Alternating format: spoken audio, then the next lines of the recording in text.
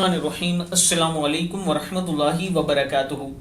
آبدراجہ channel کی طرف سے آج میں اپنے دوستوں کو رسول اللہ صلی اللہ علیہ وآلہ وسلم کا ایک فرمان بتاؤں گا۔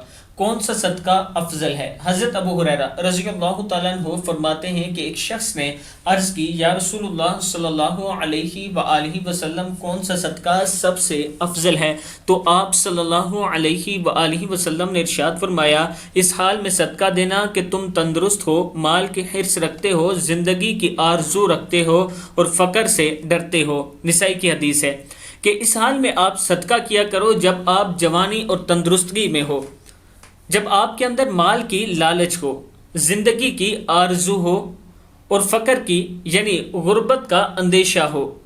میں اپنے دوستوں سے گزارش کروں گا کہ اللہ تعالیٰ نے اگر آپ کو مال اور دولت دیا ہے تو رمضان شریف میں لوگوں پر ضرور خرچ کریں۔ میں آپ دوستوں کے تعاون کی وجہ سے بہت سی فیملیوں کی مدد کیا کرتا ہوں رمضان المبارک میں۔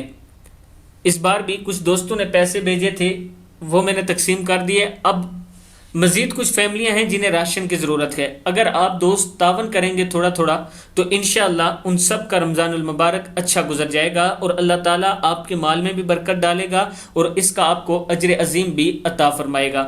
یہ میرا واٹس ایپ نمبر ایزی پیسہ جائز کیش اس پر موجود ہے، آپ دوست مجھ سے رابطہ کر سکتے ہیں۔ السلام علیکم ورحمۃ اللہ وبرکاتہ۔